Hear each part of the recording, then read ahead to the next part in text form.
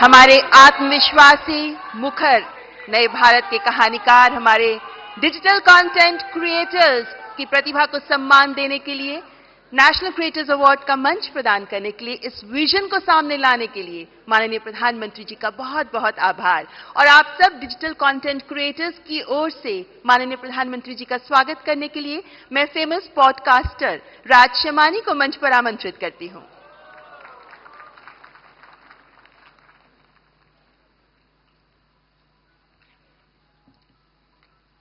I'm honored to introduce the next person on the stage who needs no introduction. But before I do that, I want you to thank your stars. शुक्र मनाओ guys कि ये content creator नहीं है, क्योंकि अगर ये होते तो हम सबकी दुकानें बंद हो जाती। Because जब ये रील बनाते हैं तो वायरल हो जाती है, जब ये ट्वीट करते हैं तो वो ट्रेंड बन जाता है, जब ये रेडियो शो पे जाते हैं तो वर्ल्ड का नंबर 1 रेडियो शो बन जाता है, जब ये कोई स्लोगन देते हैं तो वो हैशटैग बन जाता है। He does not write the trend, he is the trend.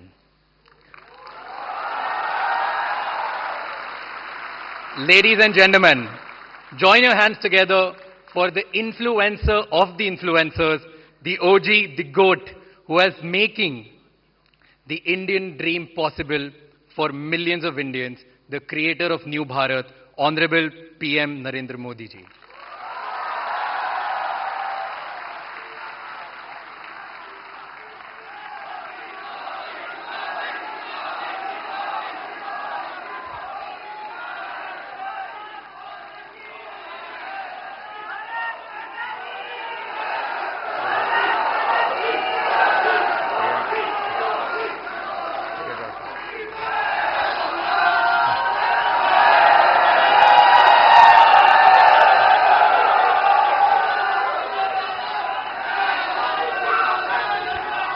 Thank you Raj Shamani.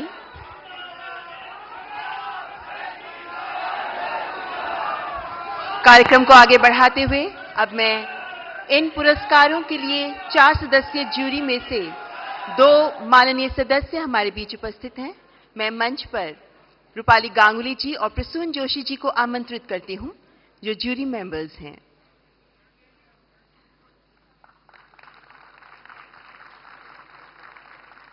और अब अति आदरणीय प्रधानमंत्री जी के कर कमलों द्वारा पुरस्कार वितरण का शुभारंभ किया जाएगा।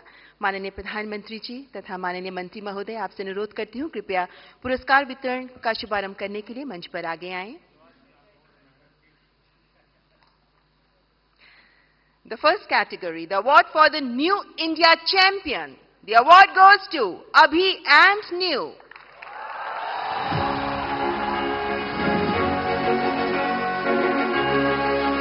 They are pioneers in shaping the perspective of New India.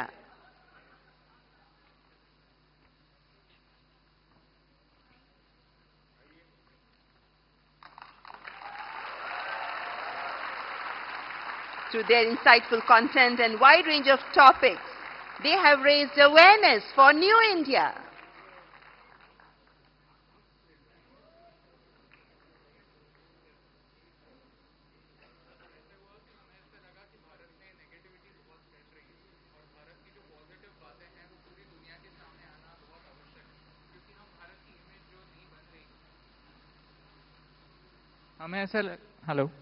हमें ऐसा लगा कि भारत की जो इमेज बन रही है, जो छवि बन रही है, वो बहुत सारी नेगेटिव बन रही है, लेकिन भारत में ऐसी बहुत सारी बातें हैं, बहुत सारी पॉजिटिव बातें हैं जो पूरी दुनिया तक पहुंचना आवश्यक है, ताकि हमारी जो नई पीढ़ी है वो हमारे नए भारत से रूबरू हो पाए।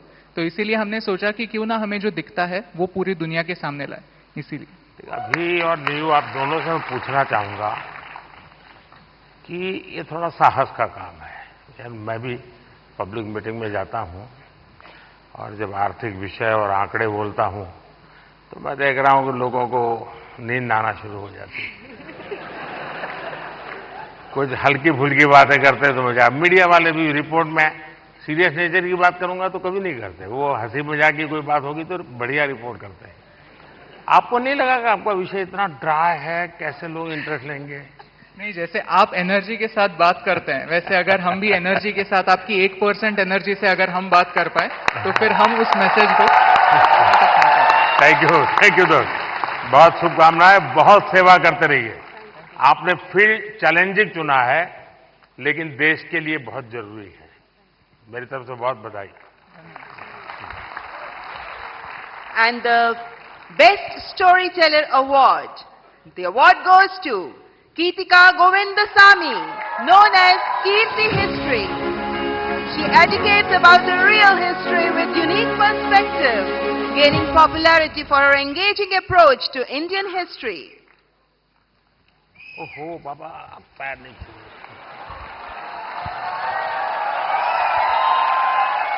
देखिए, वैसे पॉलिटिक्स में पता नहीं देश में परंपरा बन गई, लोग पैर छूते हैं। कला जगत में पैर छूना उसका भाव अलग है, लेकिन मैं बहुत डिस्टर्ब हो जाता हूं। और उसमें भी जब कोई बेटी, Thank you, sir. मैं सुनना चाहूंगा आपके विषय में कुछ। आई एम सॉरी, मुझे हिंदी समझ कर सकती हूँ, बट बोलने के लिए थोड़ा मुश्किल है। आपको जो मर्जी पड़े बोलो। ये देश बहुत बड़ा है, किसी न किसी कोने में तो आपको सुनने वाला मिल ही जाएगा। எல்லாருக்கும் வணக்கம். I would really like to appreciate our Honorable Prime Minister for the fact that you have taken up Tamil in a lot of stages and you said like Tamil. So I must start with Vanakkam. Yeah, vanakkam. So I'm really grateful for that. I always felt like it lacks a national platform which you brought here. So I'm really grateful for that, sir. I'm so honored. I'm just shaking. I don't know what to say. Thank you so much. नहीं, आपको अनुभव क्या आ रहा है जब आप, क्योंकि इतिहास से कुछ घटनाएं उठाती हैं और बड़ा, आप तो जहां से ये काम कर रही हैं थोड़ा तकलीफ वाला इलाका है, तो क्या फील करती हैं आप? I would say it's little complicated since history and politics are like interconnected. So it's like I get a lot of troll also, but that's fine. It's just share with the facts and all. Teenager का जो group है, हाँ। जो सबसे ज्यादा अपना समय यहाँ बिताता है, मतलब आप लोगों के लिए वो समय इकट्ठा करता है, उनको कौन सी चीजें ज्यादा अपीलिंग लगती है? They actually in my audience I have a lot of teenagers and they really watch things. इन सब के वो सारे खिलाड़ी टीनेजर्स ही है। That's true. So they really like things about the stories which talks the greatness of India. So that kind of stories they really like a lot. उनको अच्छा लगता है। Yeah. चलिए, People really feel proud of it. बहुत सेवा कर रहे हैं आप देश की। Thank you. Thank sir. You, Thank you so all the much. Best. So big applause for Keetika Govindasamy. And the next category is Disruptor of the Year Award. स्थापित मानदंडों को चैलेंज देकर नई राह बनाने वाले ये अवार्ड, जिसके विनर है Ranveer Allahbadia. We know him as Beer Bicep. He focuses on fitness, spirituality and lifestyle through his The Ranveer Show. बधाई हो। तो आज भी कुछ फिटनेस का मंत्र देंगे लोगों को? हैं? योगा करनी चाहिए, मेडिटेशन करनी चाहिए। तो फिर तो ये लोग कहेंगे कि मोदी जी की बात बता रहा है। तो फिर कहेंगे तुम बीजेपी वाले हो गए हो। नहीं सर, मोदी जी शायद यूथ की बातें कर रहे हैं, तो पूरा यूथ ही मेडिटेशन कर रहा है। आप बस वही बात फिर से कह रहा हूं मैं। कभी मैं आपको पूरी तरह तो फॉलो कभी किया नहीं है, क्यों सर? क्योंकि बहुत कठिन होता है जी। मुझे खुद को 50 साल छोटा करना पड़ेगा, तब जाकर के आपके साथ थोड़ा वेवलेंथ बैठेगा। मेरा वेवलेंथ नहीं, मैं विषय पूछना, क्या नींद के संबंध में आप कोई कार्यक्रम करते हैं? कभी कभी एलियंस येटीज के सपने आते हैं। नहीं, मैं इसलिए कह रहा हूं कि सचमुच में नींद की बहुत उपेक्षा हो रही है जी, जबकि पूरी दिनचर्या में पहला टाइम टेबल नींद तय करनी चाहिए। मैं बहुत उल्टा बता रहा हूं आज, क्योंकि मैं उसका भुक्तभोगी हूं। मैं नींद के संबंध में बहुत ही इनडिसिप्लिन हूं। मैं बहुत कम सोता हूं और मेरे सब लोग मुझे डांटते रहते हैं और कई सालों से मेरी बीमारी आ गई है, मैं बहुत कम सोता हूं। लेकिन मैं चाहता हूं लोग पूरी यानी सोते रहे ऐसा मैं नहीं चाहता हूं। मैं जगाना, लोगों को जगाना मेरा काम है। लेकिन नींद के संबंध में हम ज्यादा उतने जागृत नहीं है। कभी उस पर सोचिए ना। जी जी, योग निद्रा करनी चाहिए। योग निद्रा अलग है जी, वहां मत ले जाइए। देखिए, योग निद्रा वो विषय है जो नॉर्मली नींद से कठिनाइयां हैं, नहीं हो पाती, तो योग निद्रा कर लिया तो उनका 3-4 घंटा और निकल जाता है। आपके साथ पॉडकास्ट करने का मूड हो रहा है सर। अरे वाह। चलिए, मूड तो हरे के बहुत होते हैं भाई।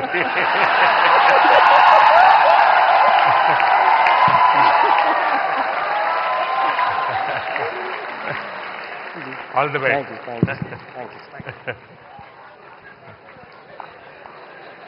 और अगला पुरस्कार प्रकृति और पर्यावरण के प्रति समर्पित भाव से काम करने वाले ग्रीन चैंपियन अवार्ड, जिसके विनर हैं पंकति Pandey. As an ISRO scientist, Pankati amplifies the message of Mission Lifestyle for Environment. बहुत बहुत बधाई। कुछ अपने कार्य के विषय में बताइए। સર હું અમદાવાદથી છું। स्वागत है। आप लोगों अहमदाबादियों की पहचान है क्या आप लोगों को? हम अहमदाबादी लोगों के लिए कहा जाता है, ये अहमदाबादी इसलिए बता रहा हूं, उनके लिए कहा जाता है, यानी कोई बुरा मत माने, क्योंकि आजकल ऐसा है कुछ भी बात बड़ा विवाद का विषय बन जाती है। लेकिन ये बचपन में जो सुनते थे वो मैं बता रहा हूं, मैं मानता नहीं हूं। एक बार रेलवे प्लेटफॉर्म पर ट्रेन आई, तो उसमें जो पैसेंजर था वो ऊपर के बर्थ पर था। तो उसने बाहर खिड़की में पूछा कि भाई कौन सा स्टेशन आया है? तो बाहर वाले ने कहा 4 आना दोगे तो बताऊंगा। तो उसने कहा मत बताओ, ये अहमदाबादी होगा। अच्छा बताइए। प्रकृति के बारे में बताती हूँ। हम बदलाव बहुत चाहते हैं दूसरी चीजों में, पर हम बदलाव कभी अपने आप में नहीं लाना चाहते हैं। वो सबसे डिफिकल्ट चीज होती है। तो मैं अभी यहाँ पे जो सब लोग उपस्थित है यहाँ पे, उनसे कहूंगी, एक चीज हम अगर हमारे वहां पे करें, हम अपने वेस्ट को ऑडिट करें। हम दूसरों का कचरा देखते हैं, पर हम क्या खुद निकालते हैं वो हम कभी नहीं देखते हैं। तो I request all of you to waste audit your dustbin, कि क्या हम हमारी लाइफ को जीरो वेस्ट बना सकते हैं। पूरे तरीके से नहीं, पर क्या हम कोशिश कर सकते हैं। Thank you so much. Mission life के संबंध में डिटेल स्टडी किया है आपने? मिशन लाइफ नहीं सर। मैंने एक यूएन सेक्रेटरी जनरल के साथ दुनिया के सामने एक मिशन लॉन्च किया है। क्लाइमेट, एनवायरनमेंट, सर्कुलर इकोनॉमी, ये सारी बातों से हम परिचित है। और लोग दुनिया कहते हैं तुम ये मत करो, तुम वो मत करो। सारा मैं क्या करूंगा कोई कहता ही नहीं है। बिल्कुल। और इसलिए मैंने कहा है मिशन लाइफ। और मिशन लाइफ के पीछे मेरा इंटरेस्ट यही है कि आपकी लाइफस्टाइल ही एनवायरनमेंट फ्रेंडली होनी चाहिए। हम क्या करते हैं, एसी कार में बैठ करके जिम जाएंगे, जिम में बिजली जला करके पसीना निकालेंगे, फिर एसी कार में बैठ करके घर वापस आएंगे और फिर 5 स्टार होटल में जाकर के एनवायरनमेंट पर भाषण देंगे।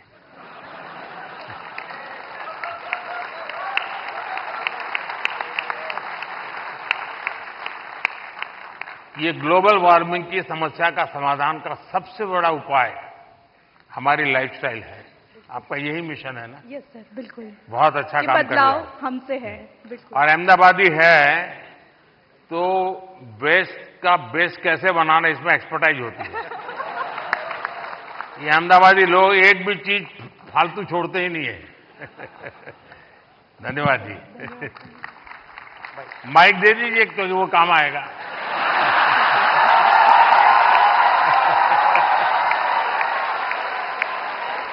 And the next award, Best Creator for Social Change. और इस अवार्ड की विनर है जया किशोरी, जिन्हें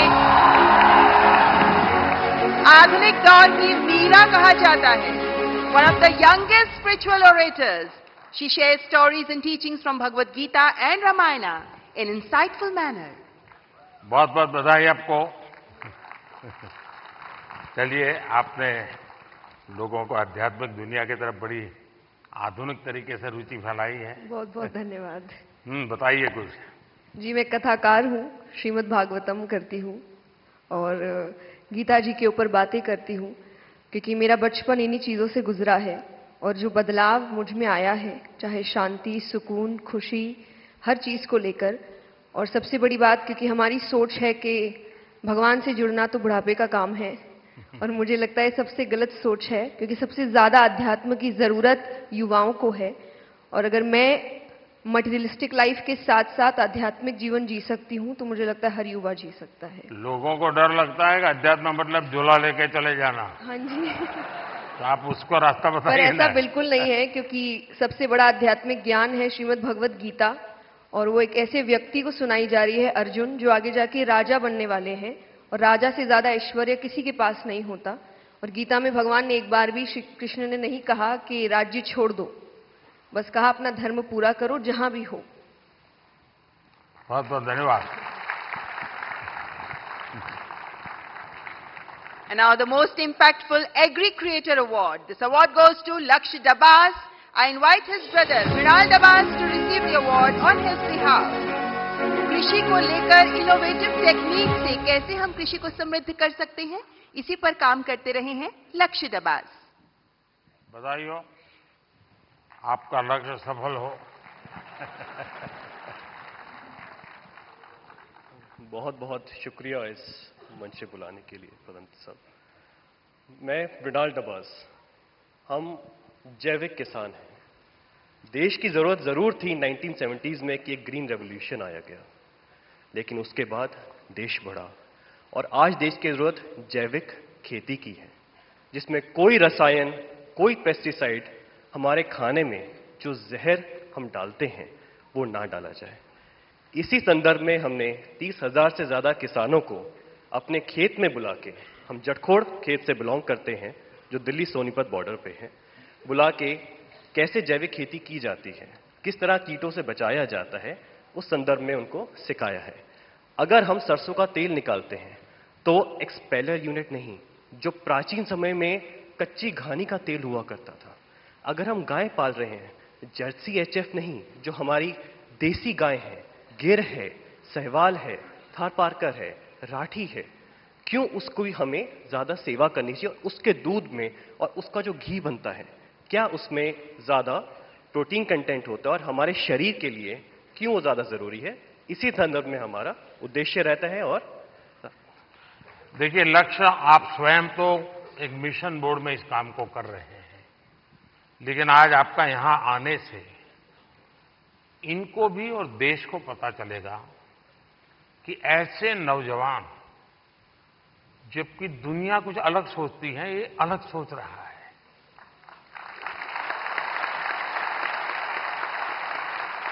लोग लक्ष्य की मजाक उड़ाते होंगे, क्या यार तुम ये गाय पीछे पड़े हुए हो।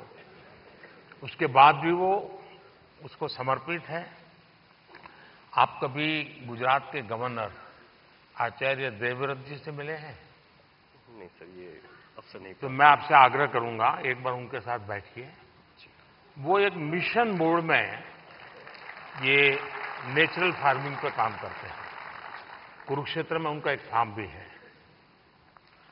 और गुजरात में करीब उन्होंने 3 लाख किसानों को नेचुरल फार्मिंग की तरफ ले गए हैं, और जो उसके रिजल्ट आए हैं बहुत ही एनकरेजिंग है। दूसरा, लोगों में एक भ्रम है जिसको आप ठीक कर सकते हैं। ऑर्गेनिक फार्मिंग और नेचुरल फार्मिंग दोनों अलग है। कुछ लोग कहते हैं कि ऑर्गेनिक फार्मिंग में शुरू में इनकम का बहुत लॉस होता है, उसके कारण कोई किसान हिम्मत नहीं करता। नेचुरल फार्मिंग में लॉस नहीं होता है और धीरे धीरे प्रोडक्टिविटी बढ़ती है, क्वालिटी बढ़ती है, एकरेज बढ़ता है। मैं चाहूंगा कि आप एक बहुत अच्छा काम कर रहे हैं, लेकिन मैं आपसे आग्रह करूंगा आप आचार्य देवव्रत जी से जरूर मिलिए। यूट्यूब पर उनके बहुत सारे लेक्चर्स हैं, आप उसको देखिए। बहुत बहुत शुभकामनाएं। And now the cultural ambassador of the year award, और इस अवार्ड की विनर हैं जानी मानी गायिका मैथिली ठाकुर। आपके ओरिजिनल सॉन्ग्स होते हैं और आप पारंपरिक लोकगीत के माध्यम से विभिन्न भारतीय भाषाओं में गाती हैं और हमारे देश की समृद्ध संस्कृति को सामने प्रस्तुत करती हैं। मैथिली ठाकुर। मैथिली नमस्ते। तो आज कुछ सुनाई दो और क्या क्योंकि लोग मेरा सुन सुन के थक जाते हैं। बिल्कुल सर। अच्छा, थक जाते हैं ना? नहीं मतलब बिल्कुल मैं आपको सुनाती हूँ। और सबसे पहले सभी लोगों को महाशिवरात्रि की ढेर सारी शुभकामनाएं। और तो शिव जी का ही भजन कर लो आज। जी जी जरूर।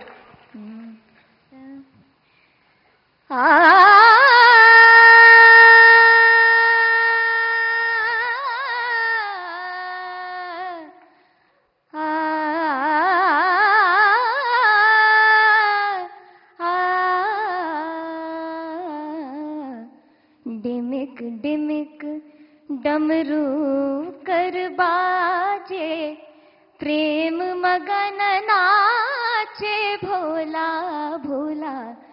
डिमिक डिमिक डमरू कर बाजे, प्रेम मगन नाचे भोला।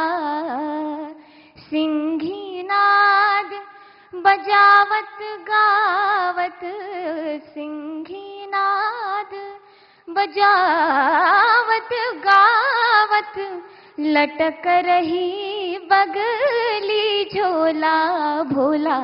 डिमिक डिमिक डमरू कर बाजे, प्रेम मगन नाचे भोला। बहुत बहुत बधाई मैथिली जी आपको।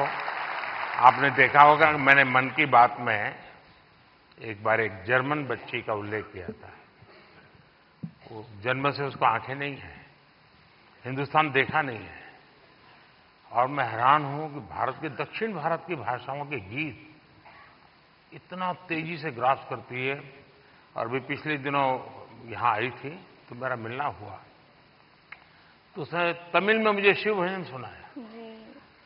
और संगीत की क्या ताकत होती है, कोई भाषा उसको मालूम नहीं है जर्मनी के सिवाय, लेकिन अद्भुत प्रभाव पैदा करती है।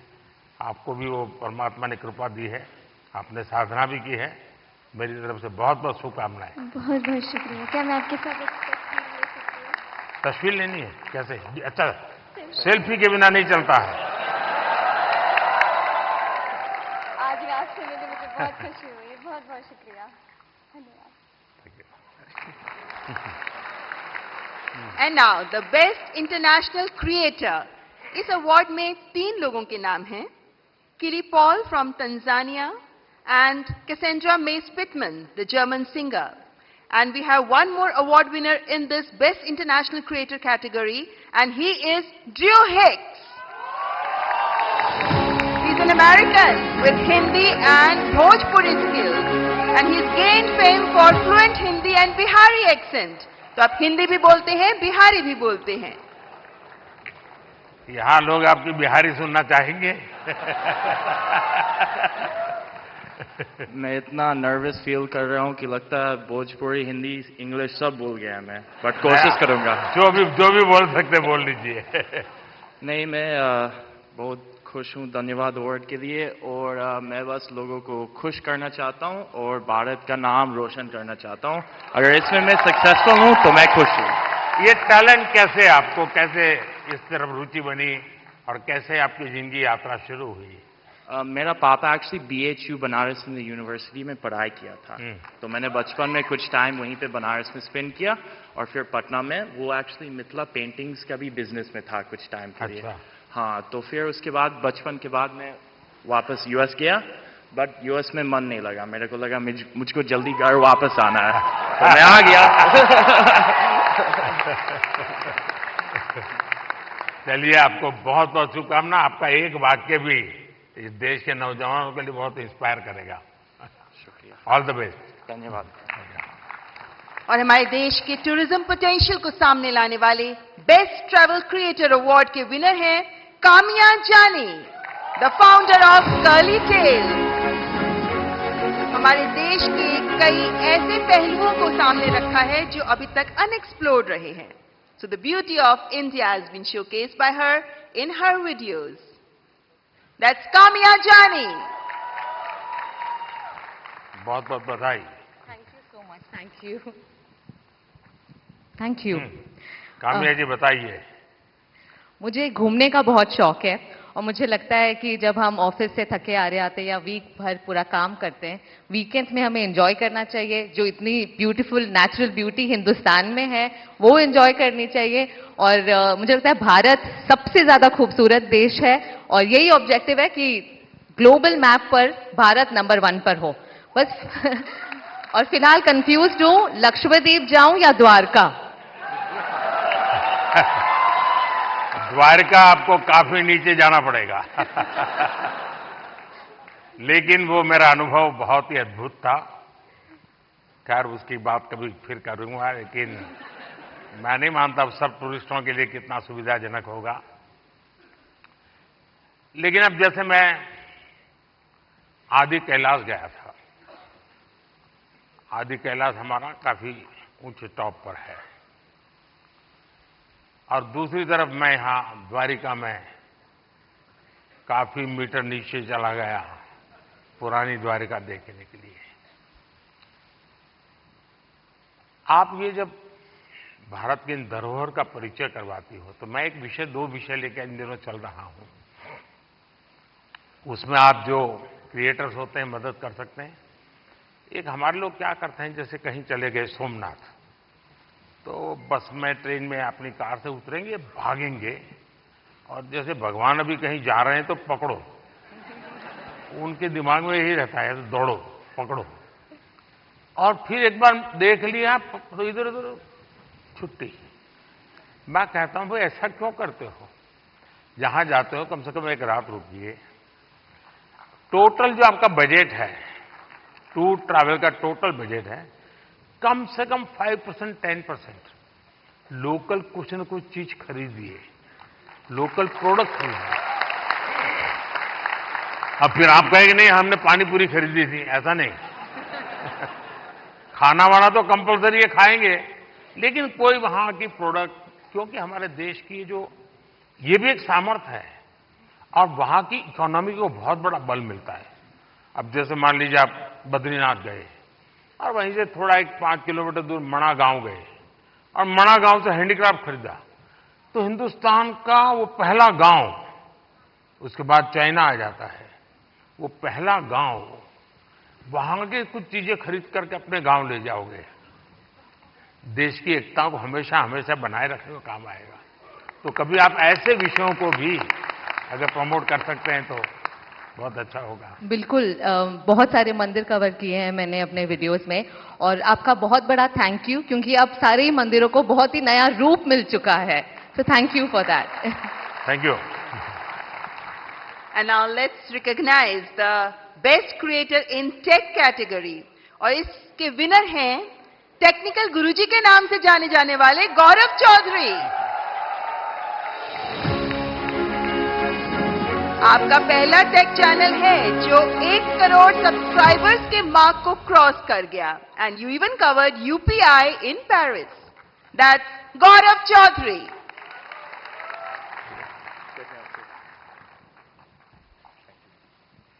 चलिए, अभी आज की दुनिया का इंसान है, कुछ बताएगा हमें। तो चलिए शुरू करते हैं। सर मैंने 2015 अक्टूबर में अपना चैनल शुरू किया था और उसका एक बहुत बड़ा कारण है डिजिटल इंडिया, जो जुलाई के महीने में शुरू हुआ था। उससे 1 साल पहले जब आपने make in India programme start किया तो हमने देखा कि कैसे टेक्नोलॉजी के फील्ड में स्पेशली इंडिया, जो हमेशा से हम जानते हैं कि हम सभी का जो टैलेंट है वो तो बहुत अच्छा है ही, लेकिन जैसे हमने देखा कि हमारे देश में जब मैन्युफैक्चरिंग स्टार्ट हुई, जो बाहर की कंपनियां भी इंडिया में आ रही हैं, तो उससे मुझे लगा कि क्यों ना मैं अगर अपना थोड़ा नॉलेज शेयर कर पाऊं, तो बस वही स्टार्ट किया है सर। आपने ध्यान में आया होगा, एक विषय को लेकर के मैं भारत काफी कुछ कर रहा है और दुनिया को भी मैं कहता रहता हूं। सभी दुनिया के बड़े बड़े नेताओं से इस विषय में मेरी जरूर चर्चा होती है और भारत का जो डिजिटल इंडिया का सक्सेस है, ये तो गौरव बराबर अच्छे तरह जानते हैं क्योंकि उसी फील्ड में काम करते हैं। लेकिन मेरा एक आग्रह रहता है कि उज्जवल भविष्य के लिए हमें टेक्नोलॉजी को डेमोक्रेटाइज करना चाहिए। हमारा यूपीआई ये इसका बहुत बड़ा सिंबल है। ये कुछ लोगों की बपोती नहीं है, ये सबकी मालिकी है और दुनिया तभी आगे बढ़ेगी। कोई उसका एक बड़ा कंपनी का मालिक बन गया और दुनिया बांट रहा है, ऐसा नहीं।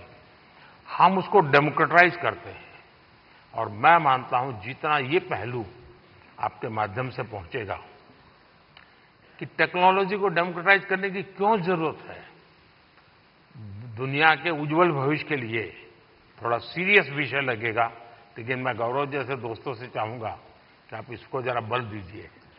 सर मुझे ऐसा लगता है कि टेक्नोलॉजी जो है वो हम सभी को एक ताकत देती है आज की दुनिया में। मैं अभी पेरिस में गया था पिछले हफ्ते और मैंने जब वहां की टिकट यूपीआई से खरीदी तो बहुत खुशी हुई और मुझे लगता है कि इंडिया के पास में वो सारे सॉल्यूशंस हैं जो पूरी दुनिया के देश जो हैं अपनी जगहों पे इंप्लीमेंट कर सकते हैं। तो जरूर से कोशिश रहेगी। बहुत बहुत बधाई। Thank you.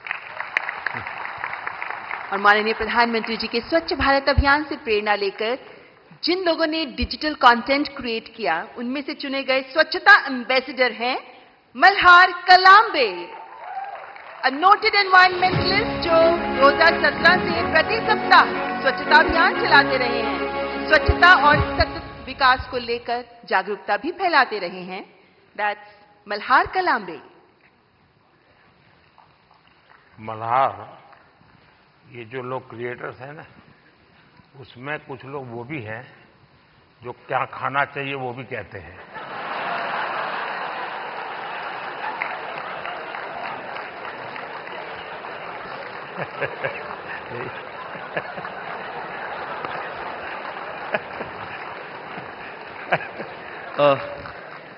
इस पुरस्कार के लिए शुक्रिया।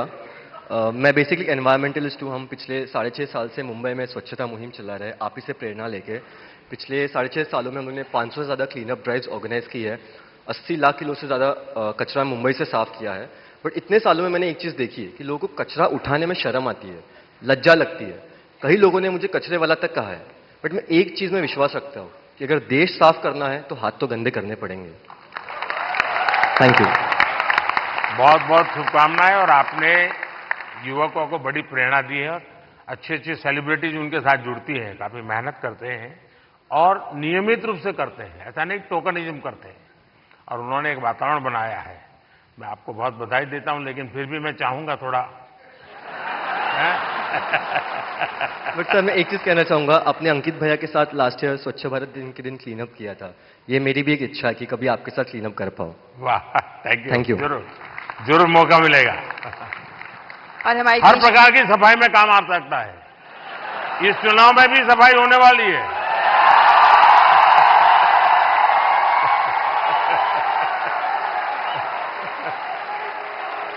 और हमारे देश की समृद्ध फैशन परंपराओं को आगे बढ़ाने के लिए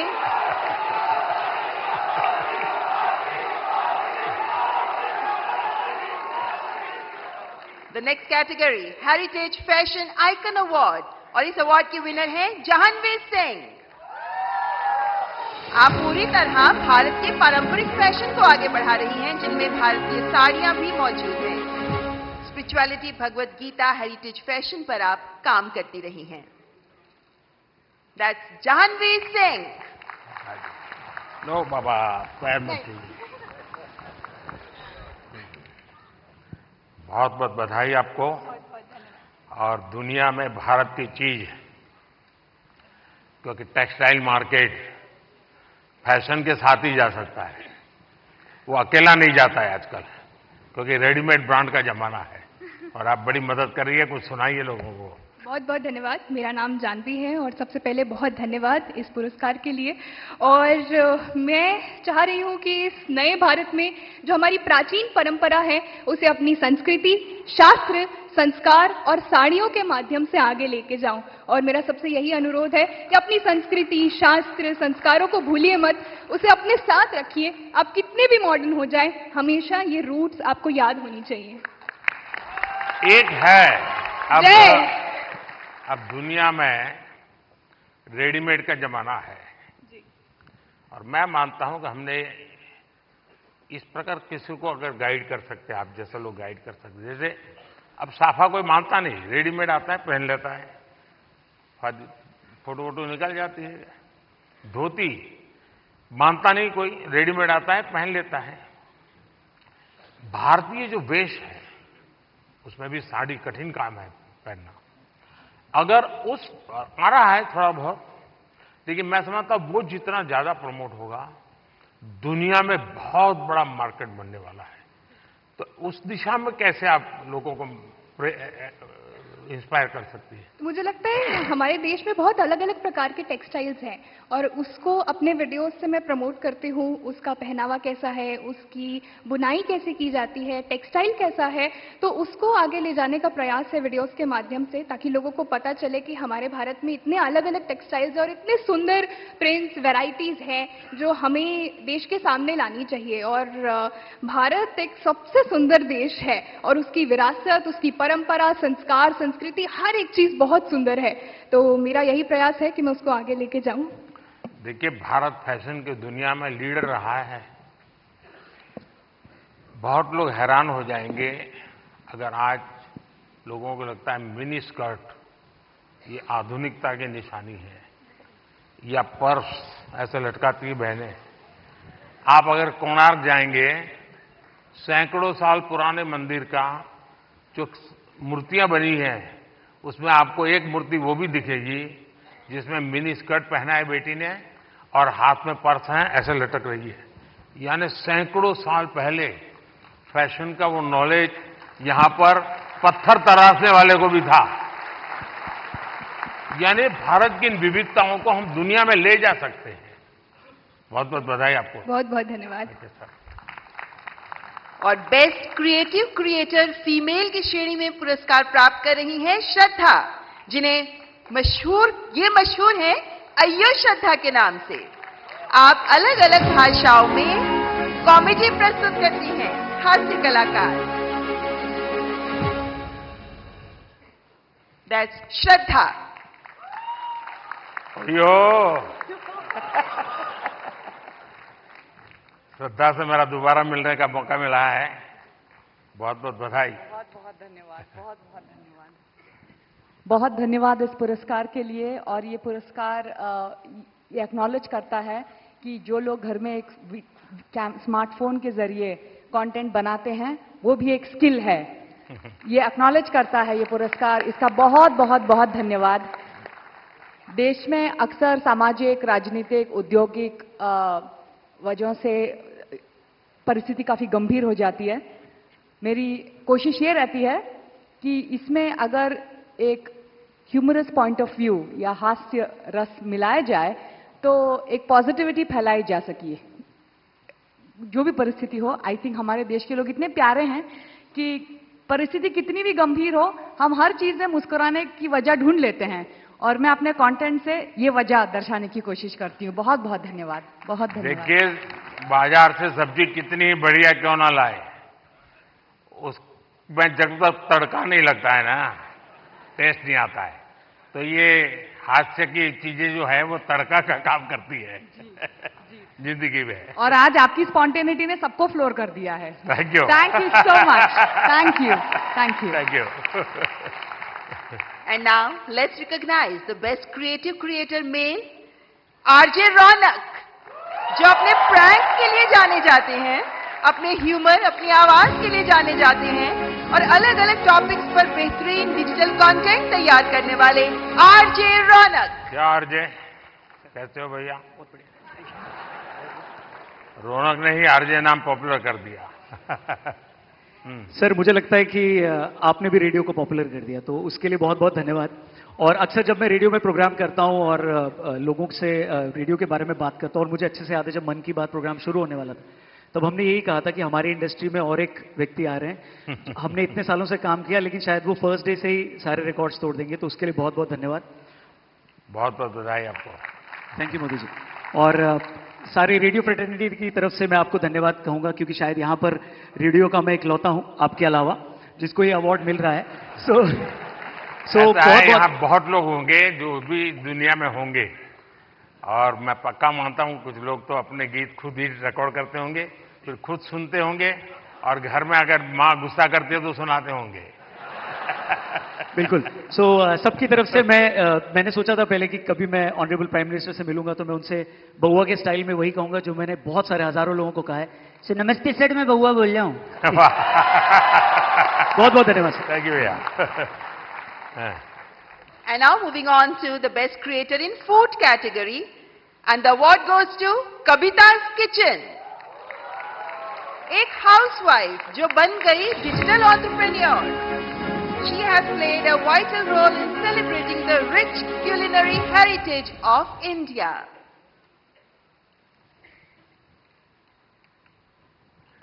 कविता जी, बहुत बहुत बधाई आपको। धन्यवाद सर। वो जो मल्हार है ना, उनको खाना बनाना हाँ, सिखाओ। उसको कुछ सिखाइए।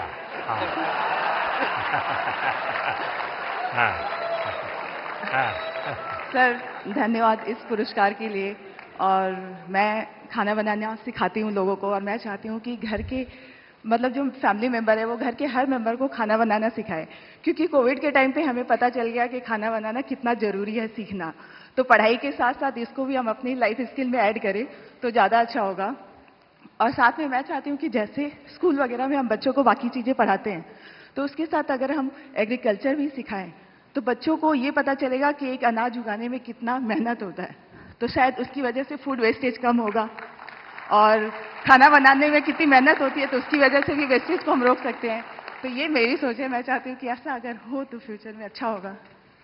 अच्छा हुआ आप इस काम को किया, और आपके कारण लोग जानेंगे, कि वरना हमारे गुजरात के लोगों का एक स्वभाव रहा है, वो सैटरडे शाम को कहीं के रेस्टोरेंट ढूंढते रहते हैं, फास्ट फूड।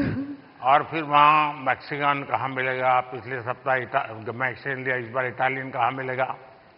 और अगर वो कुल्लू मनाली जाएंगे तो यार गुजराती डिश कहाँ मिलेगा।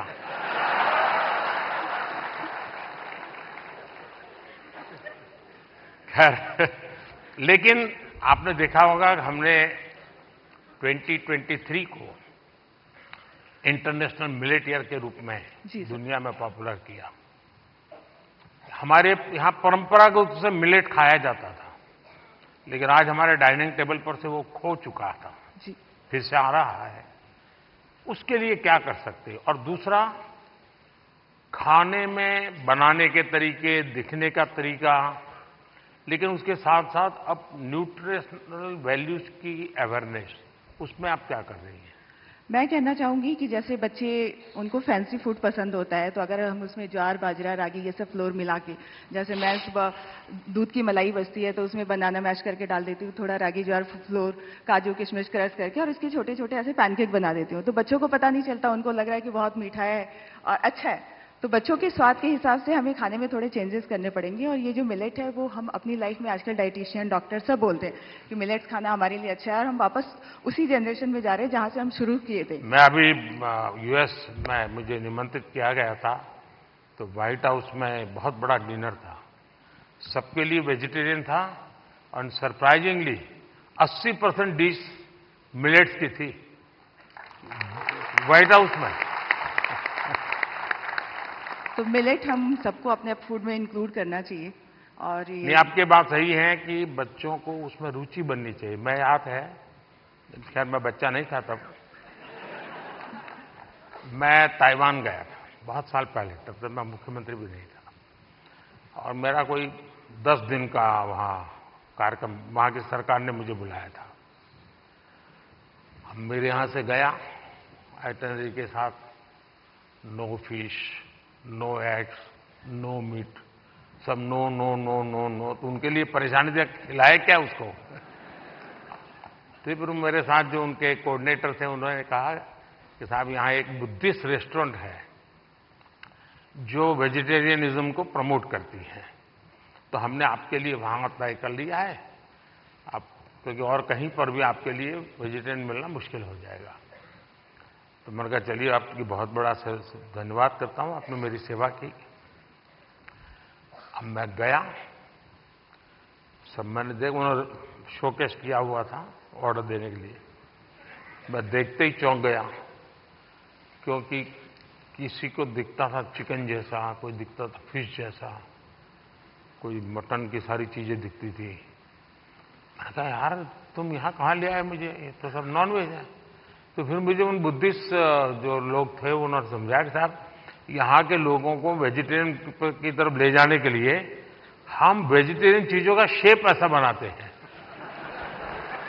ताकि वो मेंटली पहले प्रिपेयर हो। और आप भी कभी ताइवान जाए तो आज भी वो रेस्टोरेंट है। खैर मैं तो उसको देख करके राम राम करके वापस आया। यही इस बात का मैं ध्यान रखूंगी अपने नेक्स्ट कुकिंग वीडियो में कि जो दिखने में नहीं, पोषण के लिए जितना ज्यादा बल दे सके मैं समझता हूं ज्यादा अच्छा होगा। जी सर, बिल्कुल। बहुत बहुत शुभकामनाएं। धन्यवाद सर।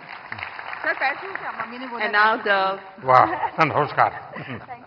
ओहो, धन्यवाद। And now the best creator in the education category, और क्या, इस रूपाली? पुरस्कार के इस पुरस्कार के विजेता हैं टेक प्लस गैजेट्स के लिए जाने जाने वाले Naman Deshmukh. Naman technology, gadgets, finance, social media, marketing जैसे विषयों को कवर करते हैं, सामान्य भाषा में तकनीकी विषयों पर शिक्षित करते हैं। आपको नमन। बताइए नमन। पहली बात तो प्रधानमंत्री जी थैंक यू सो मच इस पुरस्कार के लिए। मैं एक्चुअली टेक रिलेटेड या फिर जो भी अवेयरनेस होती है उस रिलेटेड वीडियोस बनाता हूँ, लोगों को अवेयर करता हूँ। जिस तरीके से इंडिया में टेक्नोलॉजी या फिर बाकी की चीज़ें बढ़ रही हैं उस तरीके से बहुत सारे स्कैम्स भी बढ़ते जा रहे हैं, जहाँ पे कई सारे ऐसे भी लोग हैं जो शायद अपना बैंक अकाउंट तक खाली करवा देते हैं कुछ स्कैम्स के कारण। तो उस टाइप की वीडियोस रहती है मेरी। प्लस इतनी सारी गवर्नमेंट की स्कीम्स होती हैं जो लोगों तक नहीं पहुंच पाती है, तो उसकी अवेयरनेस वगैरह पे हम लोग जो है वीडियो बनाते हैं। ये बहुत अच्छी बात है, क्योंकि एक प्रकार से लोगों को जगाने का काम है। अदरवाइज लोग अच्छे से अच्छा मोबाइल खरीदने के तो शौकीन है, लेकिन सेफ्टी सिक्योरिटी के लिए क्या क्या करना चाहिए कुछ पता ही नहीं होता है। तो उसी में मेरी कोशिश रहती है और मैं ट्राई करता हूं कि जितना सिंपल मेरा कंटेंट हो उतना लोगों को समझने में आसानी होती है। तो मेरा जो हमारा एक रीज़न है टेक में आने में या फिर एजुकेशन में कि एजुकेट तो करना है लेकिन बहुत सिंपल और फन तरीके से लोगों को चीज़ें बतानी है, और शायद उस चीज़ में हम लोग आगे बढ़ते जा रहे हैं। एक सुझाव मैं देता हूं नमन, शायद इन लोगों में से कोई निकले उसको भी काम आ सकता है। भारत सरकार की तरफ से अटल टिंकरिंग लैब्स बहुत बड़ी मात्रा में स्कूलों में चलती है। भारत सरकार पैसे भी देते हैं और छोटे छोटे बच्चों के लिए है, वो 5वीं 6वीं 7वीं कक्षा की, और टेक्नोलॉजी के लिए ही है। उनका साइंटिफिक टेम्पर तैयार करने के लिए। लेकिन मैं उन दिनों इन बच्चों को जब मिलता हूं, क्या चीजें बना बना के लाते हैं, क्या सोच करके लाते हैं। कभी आप ऐसे अटल टिंकरिंग लैब में जाकर के उसको अगर कभी कवर करें तो हो सकता है कि ये बहुत बड़ा हमारे बच्चों को। और दूसरा मैंने देखा, चंद्रयान लैंडिंग के बाद हमारे देश में साइंटिफिक टेम्पर के प्रति बहुत बड़ी रुचि बनी है। बच्चों को लगने लगा है कि हमने साइंस मैथ की दुनिया में जाना चाहिए, और ये आप लोग जो क्रिएट करते हैं चीजें, हमारे बच्चों को साइंटिफिक दुनिया में जाने के लिए प्रेरित करने वाली जितनी चीजें करेंगे बहुत बड़ी सेवा होगी। प्रधानमंत्री जी, मैं ये आपकी जो बात है वो ज़रूर मतलब उस चीज़ पे भी मैं वीडियो बनाने वाला हूँ फॉर श्योर। और जितनी भी चीज़ें होती है, जितना भी हम वीडियो बनाते हैं अवेयरनेस को लेके, मैं इस चीज़ को लेके बहुत ज़्यादा खुश होता हूँ कि लोग एजुकेशन के प्रति बहुत ज़्यादा आज के टाइम पे आगे बढ़ते जा रहे हैं और लोग सीखना चाह रहे हैं। तो सोशल मीडिया एक ऐसा प्लेटफॉर्म बन चुका है जहाँ पे लोग अच्छे तरीके से बहुत सारी चीज़ें सीखते हैं। तो जो आपका सजेशन है उसके लिए मैं 100% काम करने वाला हूँ। बहुत बहुत बधाई। Thank you sir. Best health and fitness creator award के विजेता हैं अंकित भाई अनपुरिया, एक फिटनेस इन्फ्लुएंसर जो अपने 75 हार्ट चैलेंज के लिए बहुत मशहूर हुए और आप फिटनेस के साथ साथ अध्यात्म को भी जोड़ते हैं। अंकित भाई अनपुरिया। कहा अंकित? साई राम है? वाह। बताओ जरा अपना वाक्य। राम राम भाई सारा ने। हाँ। बहुत बहुत बधाई। बहुत बहुत धन्यवाद। सुनाइए सबको और चैलेंज भी दे दीजिए आप तो। चैलेंज तो ये है भाई, मतलब डेली वर्कआउट करना। आप कुछ भी काम करते हो, क्योंकि नुगारा दुनिया में 2.5 सुख है। पहला सुख निरोगी काया, दूसरा अच्छी नींद और आधे में आ जा है और बच्चा और सब कुछ है। तो भाई पहला सुख निरोगी काया, तो अपनी हेल्थ ही काम करो। चाहे आप कोई भी काम करते हो, थोड़ा बहुत टाइम अपने थी काटो जरूर। बहुत बहुत बधाई। और गेमिंग क्रिएटर कैटेगरी के विजेता हैं ट्रिगर्ड इंसान के नाम से जाने वाले निश्चय। आप यूट्यूबर हैं, लाइव स्ट्रीमर हैं, गेमर हैं और आपकी कमेंट्रीज के लिए बहुत फेमस हैं। निश्चय। बहुत बहुत बधाई। Thank you sir, thank you. सुनाइए, कुछ ट्रिगर हो जाए। सबसे पहले तो thank you for this award PM sir. And मैं जेन्युइनली इतना ज़्यादा नर्वस हूँ, मैंने कुछ नहीं सोच रखा था। मुझे पता नहीं था कि यहाँ पे आके कुछ बोलना पड़ेगा। जब मैंने देखा सब आके कुछ बोल रहे, तब से मैं सोच रहा था, लिख रहा था फ़ोन में कि क्या बोलूँगा, एंड अभी भी नहीं पता क्या बोल रहा हूँ। बस एक चीज़ बोलनी थी कि गेमिंग कैटेगरी में ये अवार्ड दिया गया है, तो उसके लिए बस थैंक यू बोलना था सर कि गेमिंग को भी रिकॉग्निशन मतलब मिल रही है and it's a big thing. So thank you so much. बहुत बहुत शुभकामनाएं। And the next category best micro creator, और इस कैटेगरी के विनर हैं अरिदमन, जो वैदिक एस्ट्रोलॉजी और एंशिएंट इंडियन विजडम पर काम करते हैं। आप आध्यात्म पर काम करते हैं और ज्योतिष पर काम करते हैं और सबको प्रेरणा देते हैं। ओहो भैया झुको मत। बहुत बहुत बधाई। तो आज क्या कार्यक्रम है? आज का बस यही कार्यक्रम है। नहीं, इसलिए ये सारे लाइन लगा के खड़े रह जाएंगे, क्योंकि ज्योतिष ऐसी चीज है, कोई भी हाथ दिखाता है। मैं अपना बचपन का एक अनुभव बता दूं।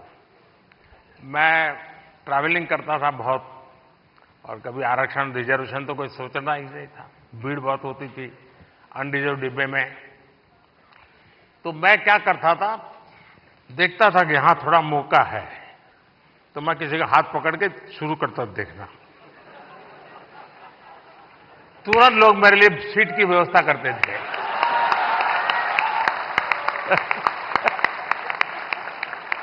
आइए आइए बैठिए। अब आप बताइए। लक्ष्मी हयवदन परब्रह्मणे नमः। सभी को मेरा सादर नमस्ते। और पहले मैं ये बताना चाहूंगा कि मैं ज्योतिष की वीडियोस नहीं बनाता हूं। मैं धर्मशास्त्रों के कुछ विषयों पर अपनी वीडियोस बनाता हूं। और ये पुरस्कार मुझे मिला, इसमें धर्मचक्र भी है, इसमें वृषभ भी है, इसमें सिंह भी है। और इस धर्मचक्र की मर्यादा बनी रहे, ये धर्मचक्र सतत चलता रहे, इसके लिए ही मेरा छोटा सा प्रयास है। और ये धर्मचक्र केवल एक मूर्तमान पुरस्कार की कोई मूर्ति नहीं है जिसको हमें घर में जाकर के सजा देना है। अपितु अपने जीवन के अंदर इस धर्म चक्र को धारण भी करना है। और इसके अंतर्गत कोई आध्यात्मिक कर्मकांड नहीं आते हैं, इसके अंदर कोई पूजा पाठ या विधियां नहीं आती है। आज मैंने जो वेशभूषा पहनी है, बहुत से लोग इसे देखकर सोच रहे होंगे कि मैं कोई सन्यासी हूं, कोई बाबा हूं, कोई तपस्वी हूं, लेकिन मैं इनमें से कुछ नहीं हूं। मैं एक सामान्य बालक हूं जो अपनी 12वीं कक्षा इस समय कर रहा हूं। लेकिन मैं बताना चाहता हूं कि ये जो कपड़े मैंने पहने हैं, ये अध्यात्म का प्रतीक नहीं है, ये भारतीय संस्कृति का प्रतीक है, जिसे हम भुला चुके हैं। प्रधानमंत्री जी ने वेशभूषा की बात करी, हस्तकला की बात करी, और मैं कहना चाहूंगा कि जो परिधान मैंने पहना है, ये भारत का सबसे पुराना परिधान है, जिसको आज लगभग इधर बहुत कम लोग पहन के आए होंगे। तो मैं आशा करता हूं कि मेरे छोटे से योगदान से, यद्यपि मैं एक बहुत बड़ा क्रिएटर नहीं हूं, लेकिन मेरे छोटे से योगदान से मैं इस राष्ट्र के धर्म चक्र में एक छोटा सा सहयोग देता हूं, और उसके लिए आप सभी का मैं साथ मांगता हूं। और उसके लिए मुझे यहाँ बुलाने के लिए प्रधानमंत्री जी का बहुत बहुत अभिनंदन, आप सभी लोगों का बहुत बहुत अभिनंदन। नमस्कार। आप अरी कैसे आइडेंटिफाई करते हैं और अरी का दमन कैसे करते हैं? प्रथम तो अरी अंतर्मन के शत्रुओं का ही दमन करें, और बाहरी शत्रु बहुत रूप से होते हैं, फिजिकल शत्रु भी होते हैं, अंतर्मन के शत्रु भी होते हैं, परंपराओं के शत्रु भी होते हैं, रहन सहन के शत्रु भी होते हैं। और मैं समझता हूं कि जितनी हद तक हम इन शत्रुओं का निवारण कर सके उतना ही अच्छा है, और मैं इस अपने नाम को सार्थक करने के लिए उस लक्ष्य की तरफ अग्रसर हूं। और माननीय प्रधानमंत्री जी के आशीर्वाद से, आप सभी के आशीर्वाद से मैं इस पर आगे बढ़ता रहूं, ऐसी मेरी आशा है। बहुत बहुत शुभकामनाएं। And now the best nano creator award, और इस अवार्ड के विजेता हैं देवभूमि उत्तराखंड के चमोली जिले के पीयूष पुरोहित। पीयूष जो स्थानों की, लोगों के और उन क्षेत्रीय त्योहारों के बारे में बताते हैं जिनके बारे में लोगों को बहुत कम पता होता है। जोरदार तालियां पीयूष पुरोहित के लिए। पीयूष, बधाई हो। सुनाओ। सर, मैं उत्तराखंड से हूँ और चमोली से हो। हाँ जी। तो सर, मैं अपने जो उत्तराखंड की पुरानी परंपरा होती है उनको प्रमोट करने की कोशिश करता हूँ, और मतलब अलग तरीके से थोड़ी VFX वगैरह, एडिटिंग वगैरह से उसे थोड़ा और एंटरटेन करने की कोशिश करता हूँ। जैसे कि उसमें थोड़ा VFX यूज कर लिया, जैसे वीडियोस में VFX होते हैं, विजुअल आर्ट्स। मैंने मन की बात में एक बार लोगों को अपील किया था किसी और राज्य के गीत को गाइए, और चमोली का जो गीत है एक, वो केरल की बच्चियों ने स्कूल में गाया था, बहुत पॉपुलर हो गया था। शायद आपने वायरल देखा होगा उसको। चमोली का वो गीत बड़ा फेमस है, लोगों के स्वागत के लिए गाया जाता है। बहुत बहुत बधाई हो आपको। हाँ, कहिए। कोई बात नहीं, सब फर्स्ट टाइम वाले ही हैं।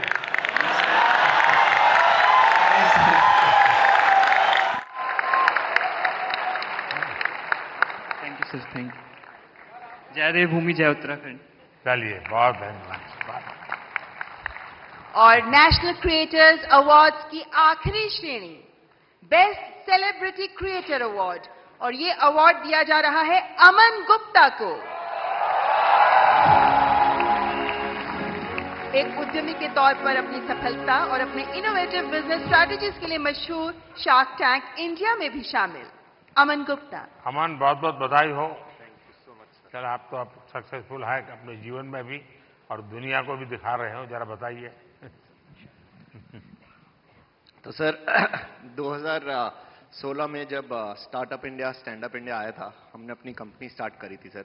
बोट तो जब हमने स्टार्ट करी थी तो लोग बोलते थे कि ये क्या कर लेंगे, ऐसा छोटा सा ब्रांड है, कुछ नहीं कर पाएंगे।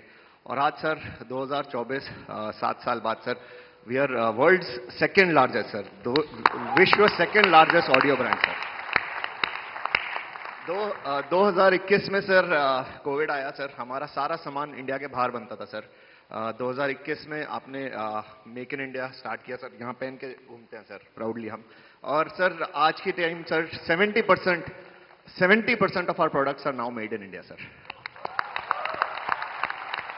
तो सर अभी अगला हमारा बस यही विजन है सर कि इंडिया से कोई ब्रांड, अच्छा ब्रांड इंडिया से बाहर जाए। और जैसे यहाँ पे जब कोई फिरंगी प्रोडक्ट आता है और लाइन लगती है, हम चाहते हैं फिरंगी भी हमारा प्रोडक्ट लाइन लगा के खरीदे सर। बहुत बहुत बधाई। बहुत बहुत बधाई। Thank you sir. Thank you. बहुत बहुत आभार माननीय प्रधानमंत्री जी, ये पुरस्कार प्रदान करने के लिए आपका बहुत बहुत शुक्रिया। मैं दोनों जजेज और भी 2 लोग थे, लेकिन शायद वो बाहर है। मैं जजेज का बहुत धन्यवाद करता हूँ, इतने शानदार लोगों को परिचय करवा दिया आपने। बहुत बहुत बधाई आपको। रूपाली गांगुली जी और प्रसून जोशी जी, आपसे अनुरोध, कृपया आप अपना स्थान ग्रहण करें। आपका बहुत बहुत आभार। ओह बाबा, पैर नहीं बाबा। माननीय प्रधानमंत्री जी के प्रेरणादायक शब्द हमें लगातार हमारा मार्गदर्शन करते रहे हैं और आज के इस अवसर पर हमने माननीय प्रधानमंत्री जी के बहुत से शब्दों को सुना, लेकिन माननीय प्रधानमंत्री जी को सुनने के लिए हम सभी अत्यंत उल्लासित रहते हैं, उत्साहित रहते हैं और इसीलिए अब मैं पुनः माननीय प्रधानमंत्री जी से सविनय निवेदन करती हूं, माननीय प्रधानमंत्री जी कृपया अपने शब्दों द्वारा हमारा मार्गदर्शन करें।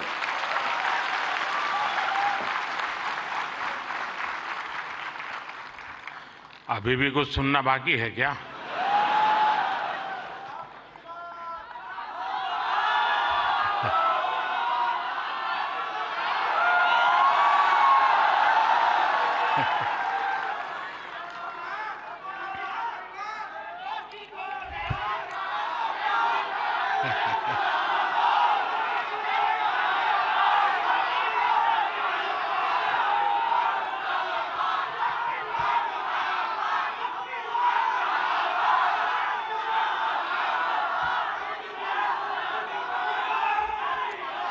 कैसे हैं आप सब लोग? थोड़ी सी वाइब भी तो चेक हो जाए।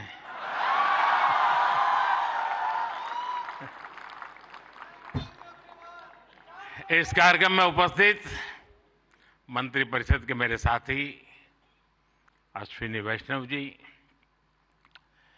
जूरी मेंबर्स भाई प्रसून जोशी जी, रूपाली गांगुली जी, देश के कोने कोने से यहां उपस्थित सभी कंटेंट क्रिएटर्स,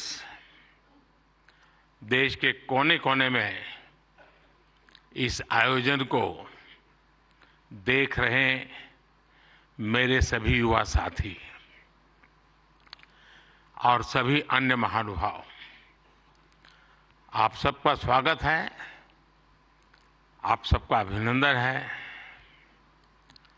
और आप वो लोग हैं जिन्होंने अपनी जगह बनाई है और इसलिए आज उस जगह पे आप हैं, भारत मंडपम।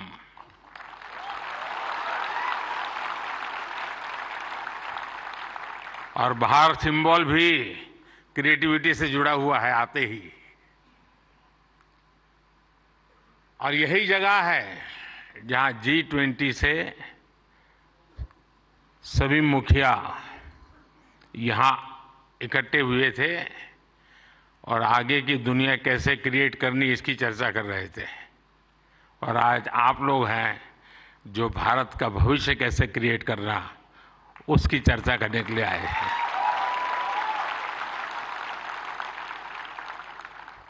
साथियों, जब समय बदलता है, टाइम चेंज होता है, जब नए युग की शुरुआत होती है तो उसके साथ कदम से कदम मिलाना ये देश का दायित्व होता है। आज भारत मंडपम में देश अपने उस दायित्व को पूरा कर रहा है। पहले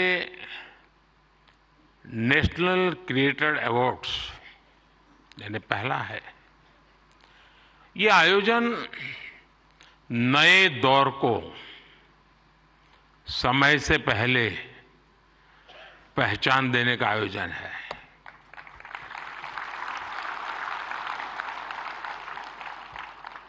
और कुछ लोग मुझे कभी-कभी पूछते हैं कि आपकी सफलता का रहस्य क्या है, ऐसा मुझे पूछते हैं। मैं हर एक को जवाब नहीं देता हूं।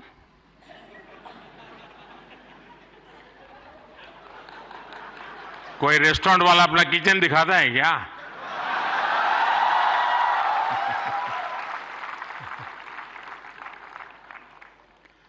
लेकिन आपको मैं बता देता हूं,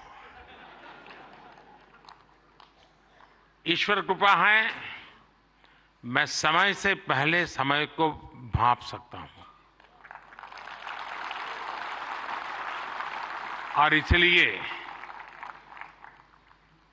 ये पहला ऐसा अवार्ड है जो शायद आने वाले दिनों में बहुत प्रमुख स्थान लेने वाला है।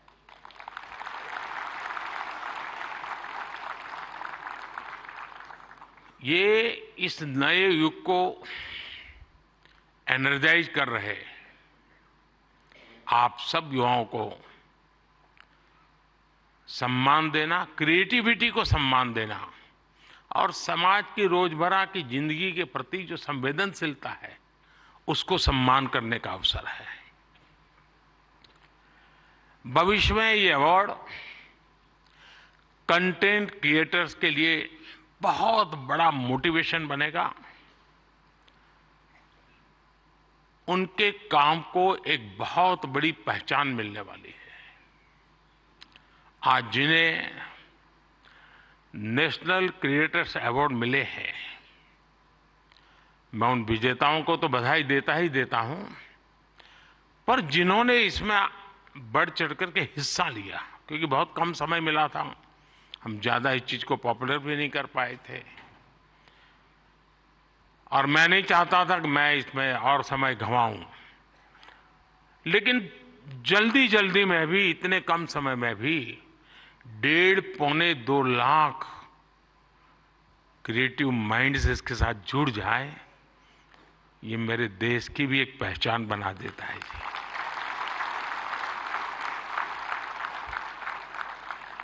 और साथियों, आज एक और पवित्र संयोग है, ये पहला नेशनल क्रिएटर्स अवार्ड महाशिवरात्रि के शुभ दिन पर आयोजित हो रहा है।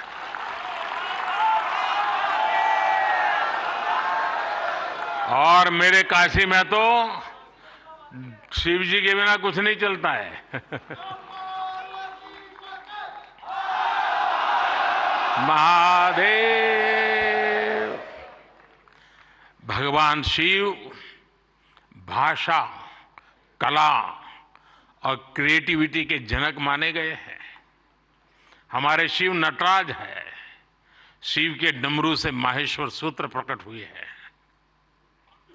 शिव का तांडव लय और सृजन की नींव रखता है इतिहास, और इसलिए यहां जो क्रिएटर्स हैं उनके लिए नए सब्जेक्ट मिल जाएंगे।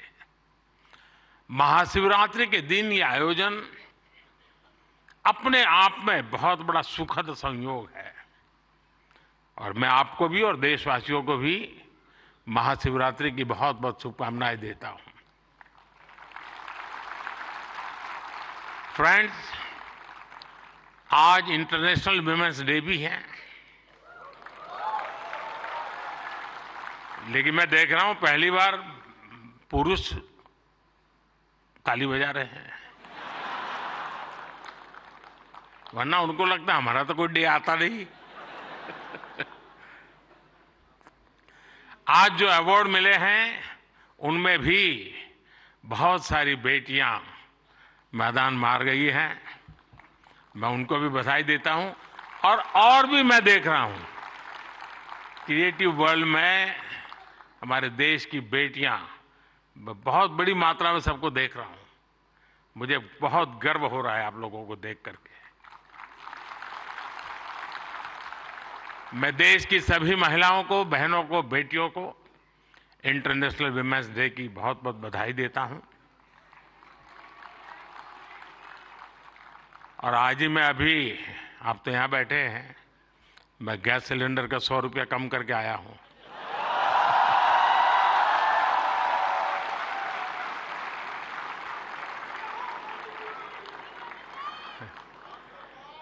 साथियों, किसी भी देश की जर्नी में किसी एक पॉलिसी डिसीजन या एक अभियान का कैसे मल्टीप्लायर इफेक्ट होता है, ये आप सबको देख करके पता चलता है। 10 साल में हुए डेटा रिवॉल्यूशन से लेकर सस्ते मोबाइल फोन्स, डिजिटल अभियान इंडिया अभियान ने एक प्रकार से कंटेंट क्रिएटर्स की एक नई दुनिया क्रिएट कर दी है। और पहली बार ऐसा हुआ होगा जब किसी सेक्टर की युवा शक्ति ने सरकार को प्रेरित किया हो, सरकार को मजबूर किया हो कि कब तक बैठे रहोगे, इसको भी सोचो। और इसलिए भी आप बधाई के पात्र हो। आज के इस अवार्ड फंक्शन का क्रेडिट अगर किसी को जाता है तो भारत के मेरे युवा मन को, हर डिजिटल कंटेंट क्रिएटर को जाता है। साथियों, भारत का हर कंटेंट क्रिएटर एक और बात को रिप्रेजेंट करता है। हमारे युवाओं को अगर सही दिशा मिले तो वो क्या कुछ नहीं कर सकते हैं। आपने कंटेंट क्रिएशन का कोई कोर्स नहीं किया है ही नहीं तो क्या करोगे।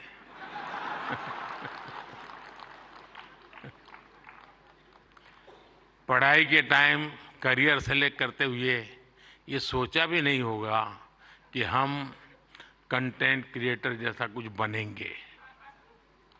लेकिन अपने भविष्य को पहचाना, फ्यूचर को देखा और ज्यादातर लोगों ने वन मैन आर्मी की तरह काम शुरू कर दिया। अब ये श्रद्धा को देखिए, खुद अपना मोबाइल लेकर के बैठ जाती है।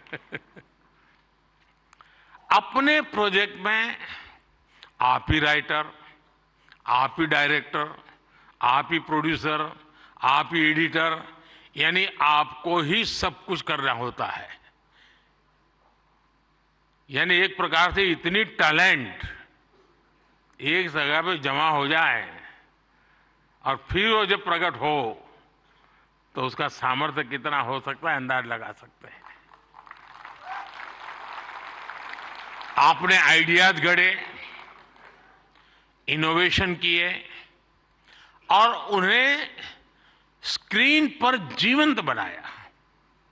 आपने दुनिया को न केवल अपनी क्षमता से परिचित करवाया बल्कि लोगों को दुनिया भी दिखाई। आपने जो हिम्मत दिखाई उसी के कारण आज आप सब यहां पहुंचे हैं और देश बड़ी आशा के साथ आपको देख रहा है। आपका कंटेंट आज पूरे भारत में जबरदस्त इंपैक्ट क्रिएट कर रहा है। आप एक तरह से इंटरनेट के एमवीपी,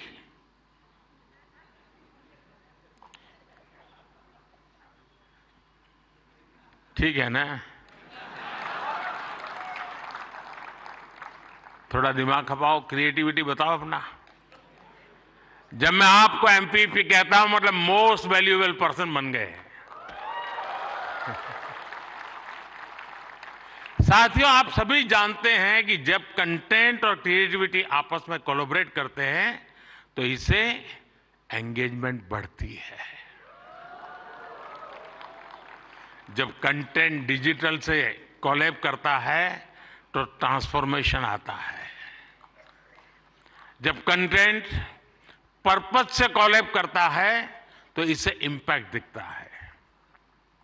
और आज जब आप लोग यहां आए हैं तो मुझे भी बहुत सारे विषयों पर आप लोगों से कोलैब रिक्वेस्ट करनी है।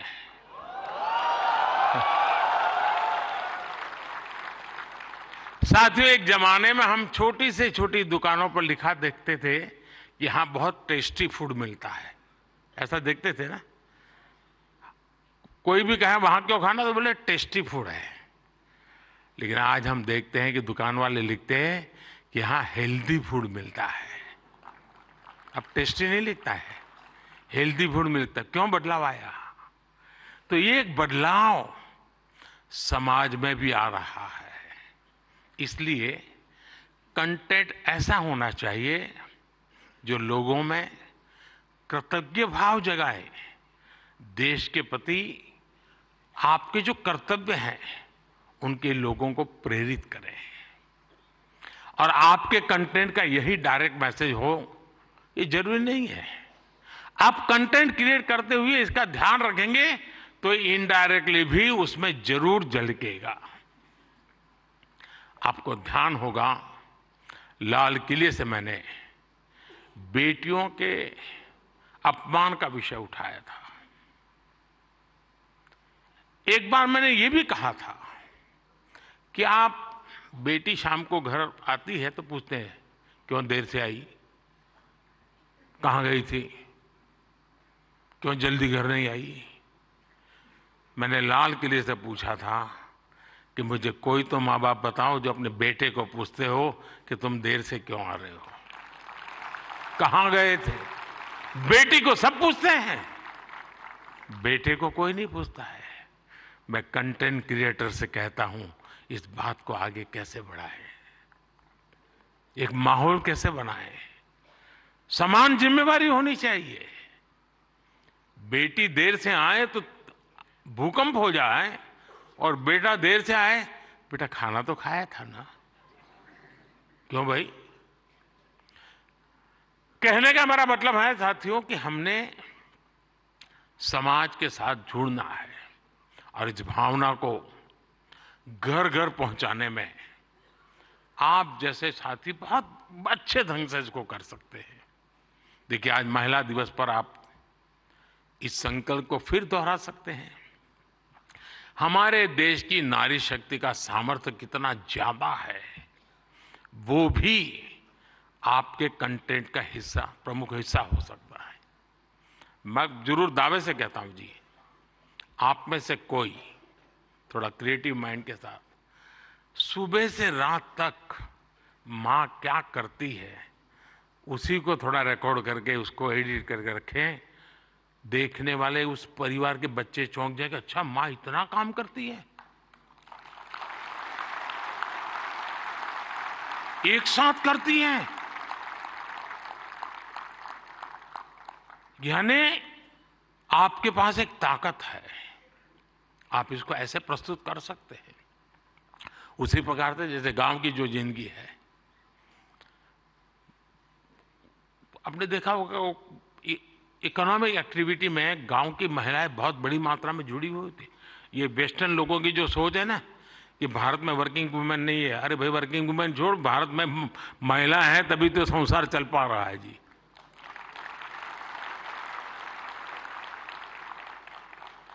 गांव में आप देखेंगे इतनी इकोनॉमिक एक्टिविटी हमारी माताएं बहनें करती है। अगर ट्राइबल बेल्ट में जाएंगे, पहाड़ों में जाएंगे तो आपको मैक्सिमम इकोनॉमिक एक्टिविटी हमारी माताएं बहनें करती हैं जी। और इसलिए हमारी क्रिएटिविटी के द्वारा हम ये जो गलत परसेप्शन बने हैं ना, बड़े आसानी से बदल सकते हैं, हकीकतों के आधार पर बदल सकते हैं। और मैं मानता हूं हम इसको करना चाहिए। अगर एक दिन की जीवन की सिर्फ साइकिल को हम दिखाएं तो पता चलेगा कि हमारे यहाँ पशुपालक हो, किसान महिला हो, मजदूरी करने वाली महिला हो, कैसे काम करती, कितनी मेहनत करती है। साथियों, स्वच्छ भारत की सफलता से आप सभी परिचित हैं और आपने उसमें सहयोग भी किया है, लेकिन ये तो निरंतर चलने वाला जन आंदोलन है। कहीं पर भी कोई सफाई की अच्छी चीज आती है, अब जैसे मैंने अभी एक रील देखा, कोई टाइगर पानी पीने जा रहा है और उसमें प्लास्टिक की बोतल देखता है तो टाइगर मुंह से प्लास्टिक का बोतल उठाता है और कहीं पर जगह पे छोड़ने के लिए चला जा रहा है। अब इसका मतलब मोदी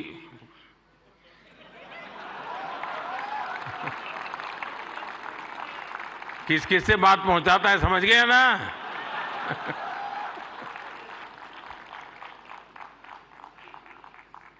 अब उसके माध्यम से आप भी पहुंचा सकते हैं और इसलिए आप इस विषय पर भी लगातार कुछ न कुछ जरूर करते रहिए।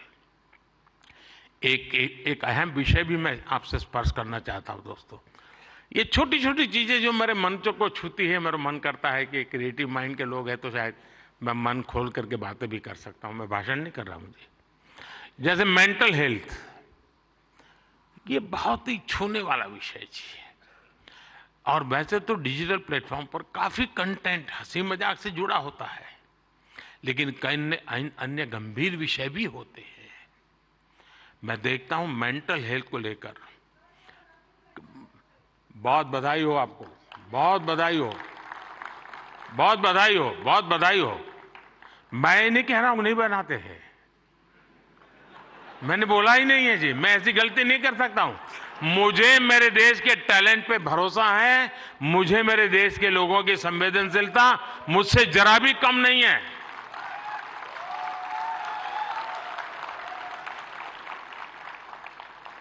लेकिन ये ऐसे, और जो लोग इस प्रकार से सोचते हैं वो ज्यादा क्रिएटिव है, ऐसा मैं कह सकता हूं, क्योंकि मेंटल हेल्थ को लेकर काफी क्रिएटर्स बहुत अच्छा काम कर भी रहे हैं, लेकिन अभी हमें इस पर और ज्यादा काम करने की जरूरत है।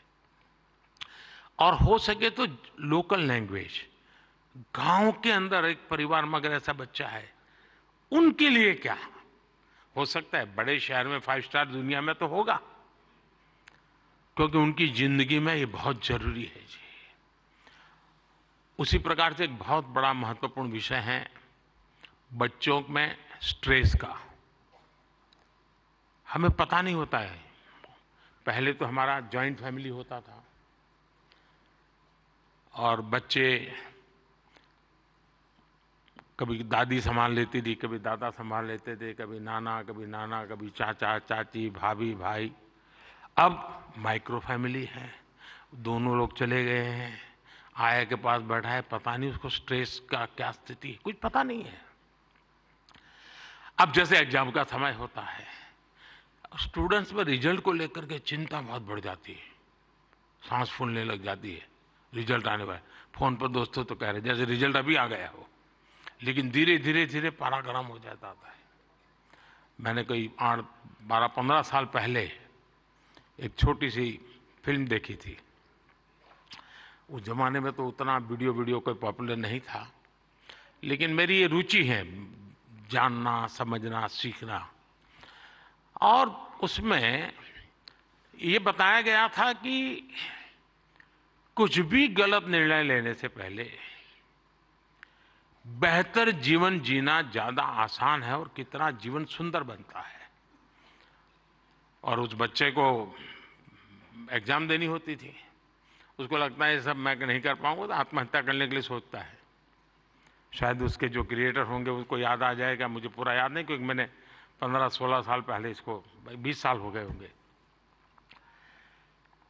तो उसको मन करता है कि मैं रस्से से टांग करके जान दे दूं, तो रस्सा खरीदने जाता है। तो वो उसे पूछता है कितने फीट चाहिए लंबा, तो वो सोचता है फीट क्या होता है, तो जाके पढ़ाई करता है, फीट ऐसे होता है। फिर वो कहता है उसको वो हुक चाहिए, तो लोहे का चाहिए, कैसा चाहिए, उसकी पढ़ाई का। फिर उसके ध्यान में आता है यार मरने से ज्यादा तो पढ़ना सरल है। बहुत ही अच्छी फिल्म बनाई है उसने, हार्डली 7-8 मिनट की होगी। लेकिन जब मैंने उसको देखा, और वो ये जो आत्महत्या करने का मूड बन जाता है बच्चों का, छोटी सी चीज है लेकिन उसके जिंदगी को एक नई राह दिखा देती है। अब आप भी जानते हैं मैं परीक्षा पे चर्चा का कार्यक्रम करता हूं। आपको लगता है कई लोगों को मजाक उड़ेगा क्या यार के प्राइम मिनिस्टर है क्या बच्चों के साथ परीक्षा पे चर्चा करता रहता है, फालतू समय का। मैं जानता हूं दोस्तों को, मैं कोई सरकारी सर्कुलर नीचे निकाल करके बच्चों की जिंदगी नहीं बना सकता। मुझे उनके साथ जुड़ना पड़ेगा, उनको जानना पड़ेगा, जी जान से जुटना पड़ेगा। और उस समय यानी बारिश के बाद अगर मैं खेत में काम करूं तो काम का है, परीक्षा के दिनों में उसकी बड़ी ताकत होती है। और इसलिए मैं हर साल रेगुलरली ये कार्यक्रम करता हूं, क्योंकि मेरे मन में यही होता है कि इन बच्चों के साथ मैं कुछ बातें करूं, खुल करके बातें करूं। हो सकता है किसी को एक आध चीज काम आ जाए, उनके मन को छू जाए, उनका हाथ पकड़े, उनकी हैंड होल्डिंग करे, उनके माँ बाप को लगे, टीचर को लगे। साथियों ये सारे काम मैं तो रील बनाने के लिए समय नहीं निकाल सकता, तो मैं ऐसे काम कर लेता हूं, लेकिन आप तो वो भी कर सकते हैं जी। क्या हम ऐसा कंटेंट और ज्यादा बना सकते हैं जो यूथ में ड्रग्स के नेगेटिव इफेक्ट्स को लेकर अवेयरनेस लाए?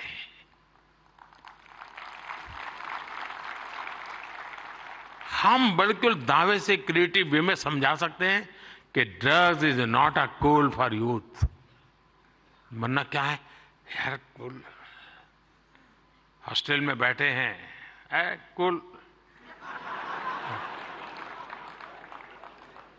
साथियों, इसमें बहुत बड़ा, और आप लोग हैं बड़े, क्योंकि आप उनके साथ जुड़ सकते हैं, उनकी भाषा में बात कर सकते हैं।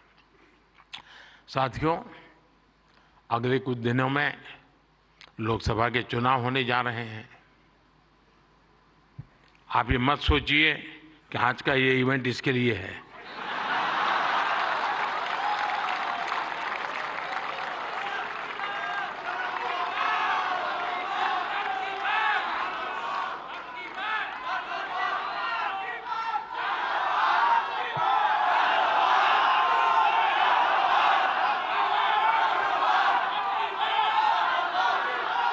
और मैं आपको गारंटी देता हूं कि हो सका तो नेक्स्ट शिवरात्रि पर भी, या तो डेट कोई और हो सकती है, या ऐसा कार्यक्रम मैं ही करूंगा।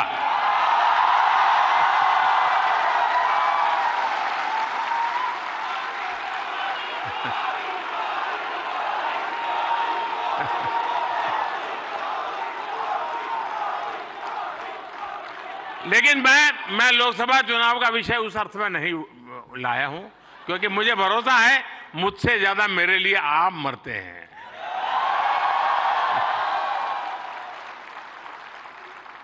और आप मेरे लिए इसलिए मरते हैं क्योंकि मैं आपके लिए जीता हूं, और जो अपने लिए नहीं जीता है उसके लिए मरने वाले बहुत होते हैं जी।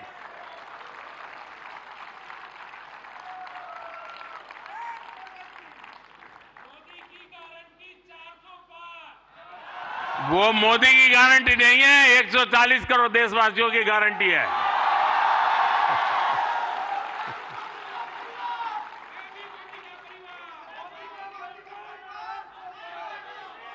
ये बात सही है, ये मेरा परिवार है। साथियों, मैं जो लोकसभा चुनाव की बात कर रहा था, और एक क्रिएटिव वर्ल्ड के लोग बहुत बड़ा काम कर सकते हैं। क्या हम ऐसा कुछ कर सकते हैं कि हमारे यूथ, और खास करके हमारे फर्स्ट टाइम वोटर, उनको हम जागरूक करने के लिए क्या कर सकते हैं, और उसको पता हो कि वोट देना यानी किसी को जिताना हराने का काम नहीं है जी। वोट देने का मतलब है तुम इतने बड़े देश की निर्णय प्रक्रिया के हिस्सेदार बने हो। तुम देश का भविष्य बनाने वाले एक महत्वपूर्ण पार्टनर हो। ये उस तक पहुंचना जरूरी है जी।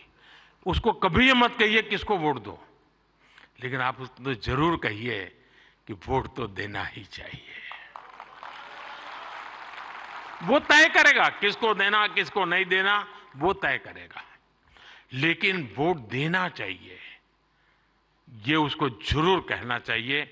और मैं मानता हूं हमारे देश में, दुनिया के देश जहां जैसे जैसे समृद्धि बढ़ती गई, वोटिंग पैटर्न घटती गई।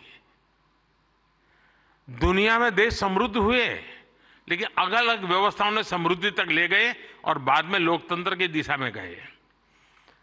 भारत 100% लोकतंत्र के ही अधिष्ठान को लेकर के समृद्ध राष्ट्र बनने के सपने को लेकर के चला है, और दुनिया के लिए मॉडल बनने वाला है जी। ये दुनिया के लिए बहुत बड़ा मॉडल बनने वाला है, लेकिन उसमें मुझे मेरे देश के नौजवानों की भागीदारी चाहिए। 18, 19, 20, 21 साल के जैसे। साथियों, हम अपने आसपास देखते हैं कि जो दिव्यांगजन होते हैं, स्पेशली एबल्ड होते हैं, उसमें बहुत प्रतिभा होती है, टैलेंट होता है। आप उनके लिए भी एक बड़ा माध्यम बन सकते हैं, उन्हें सपोर्ट कर सकते हैं। हमारे दिव्यांगजनों में जो इनहेरेंट ताकत होती है, उसे बाहर लाने की आवश्यकता है। उसे भी सोशल मीडिया की शक्ति से जोड़ने की जरूरत है। साथियों, एक और विषय है भारत का इन्फ्लुएंस, भारत के बाहर और ज्यादा बढ़ाने का। आज दुनिया में आप में से जो भी परिचित होंगे विश्व के साथ, आज भारत का तिरंगे का बहुत आन बान शान है, भारत के पासपोर्ट की आन बान शान है कि नहीं है? है ना? आपने देखा होगा यूक्रेन से बच्चे जब निकल रहे थे, तिरंगा झंडा दिखा दिया, काम चल जाता था जी।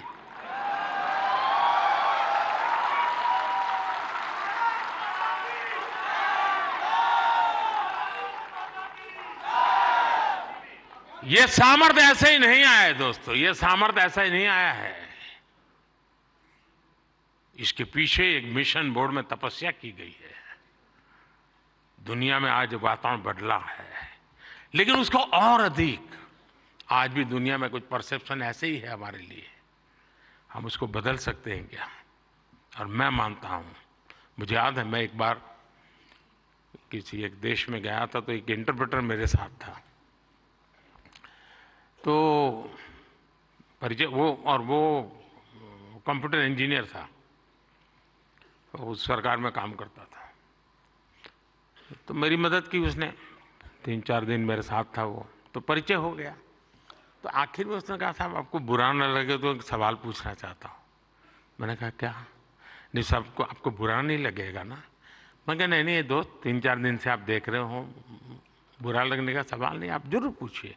नहीं रहने दो साहब, नहीं पूछता हूँ। नहीं, मैंने कहा पूछो यार। उसने कहा साहब, क्या अभी भी आपके देश में सांप सपेरे जादू टोना यही होता है क्या? ये मुझे पूछा गया सवाल था जी। मैंने कहा देख दोस्त, हमारे लोग तो उस जमाने में तो बड़े ताकतवर थे, तो सांप बाप उनके लिए बड़ा बाएं हाथ का खेल था। अब मैंने कहा हमारी ताकत बहुत कम हो गई है, और धीरे धीरे करके मैंने कहा वो माउस पे आ गए हैं। लेकिन मैंने कहा वो माउस से पूरी दुनिया को हिलाते हैं। साथियों, मेरे देश का ये जो सामर्थ्य है ना, इस सामर्थ्य को हम आज अगर विदेश में बैठे किसी शख्स को, मैं समझता हूं हमारे सामर्थ्य से आकर्षित करें, उनको लाने की दिशा में हमारा काम हो, हम अपने कंटेंट को ऐसा क्रिएट कर सकते हैं। आप पूरी दुनिया में भारत के डिजिटल एम्बेसडर्स हैं दोस्तों, और मैं मानता हूं ये बहुत बड़ी ताकत है। आप फ्रिक्शन ऑफ सेकंड दुनिया में पहुंच सकते हैं। आप वोकल फॉर लोकल के ब्रांड एम्बेसडर्स हैं। मैं कल श्रीनगर में गया था, तो एक नौजवान से मेरी बातचीत हो रही थी। मैं हैरान हूं, जो वो सिर्फ शहद का काम करता है, मधुमक्खी पालन का काम करता है, और आज ग्लोबली उसने अपनी एक ब्रांड पहुंचा दी है जी, जस्ट डिजिटल वर्ल्ड के माध्यम से। और इसलिए साथियों, आइए हम एक साथ मिलकर एक क्रिएट ऑन इंडिया मूवमेंट, मैं बहुत जिम्मेवारी के साथ आप लोगों से अपेक्षा कर रहा हूं, क्रिएट ऑन इंडिया मूवमेंट की शुरुआत करें।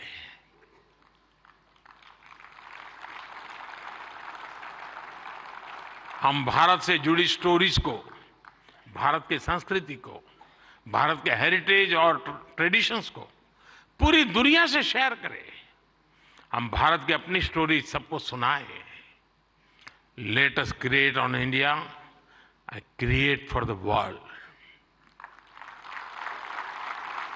आप ऐसा कंटेंट क्रिएट करिए जो आपके साथ ही आपके देश, हम सबका देश भारत को भी ज्यादा से ज्यादा लाइक्स दे।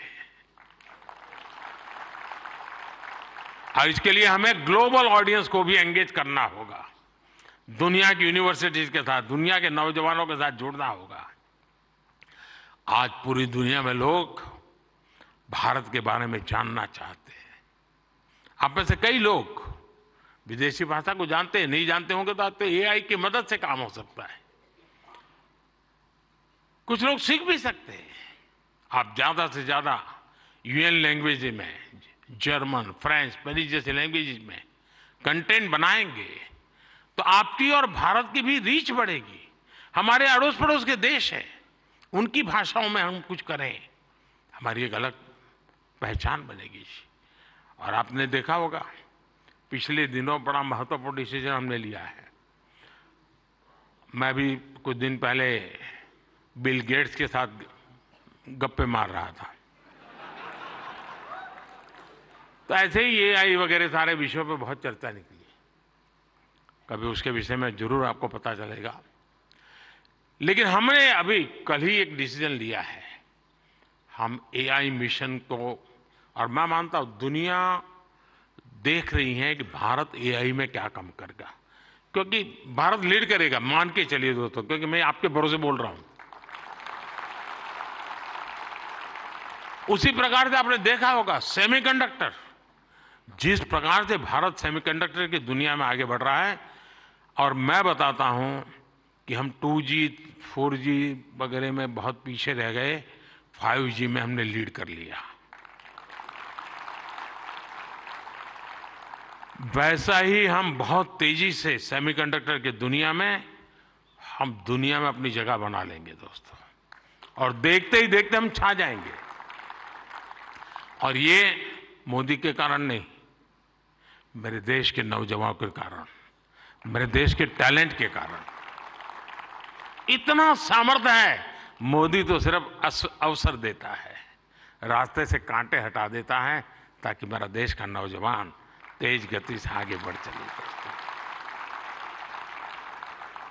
और इसलिए मैं चाहता हूं, जैसे हमारे पड़ोस के देश हैं, उनकी भाषाएं, उनके साथ उनकी सोच समझ के अनुकूल हम जितनी चीजें पहुंचाएंगे, मैं समझता हूं हमारा नाता और जुड़ेगा। हमें अपना विस्तार करना है, अपना प्रभाव पैदा करना है दोस्तों, और ये क्रिएटिव वर्ल्ड बहुत अच्छी तरह कर सकता है। और एआई की ताकत आप जानते हैं, आजकल देखा होगा, मैं अभी जो आपसे बात कर रहा हूं, कुछ ही समय में वो आपको हिंदुस्तान की 8-10 लैंग्वेजेज में ये मेरी सारी बातें आपको मिल जाएगी, क्योंकि मैं एआई का उपयोग करता हूं। आपके साथ अगर यहां आते जाते मेरा फोटो निकल गया, तो आप एआई के माध्यम से वो फोटो अपनी कलेक्ट कर सकते हैं। नमो ऐप पर जाएंगे, फोटो बूथ पे चले जाएंगे, आराम से आपको मिल जाएगी मेरी फोटो। आज से 5 साल पहले कहीं मिल गए होंगे, एक कोने में मुझे देख रहे, आपकी एक आंख फोटो में आई है, तो भी वो आपको खींच करके ले आएगा वहां। ये एआई की ताकत है, हमारे देश के नौजवानों की ताकत है। और इसलिए मैं कहता हूं सबको कि भारत के पास ये सामर्थ्य है, हम इस सामर्थ्य को लेकर के आगे जाना चाहते हैं, और नेशनल इंटरनेशनल लेवल पर भारत की एक छवि नई ऊंचाई पर ले जाने का काम हम अपनी इस क्रिएटिविटी से कर सकते हैं।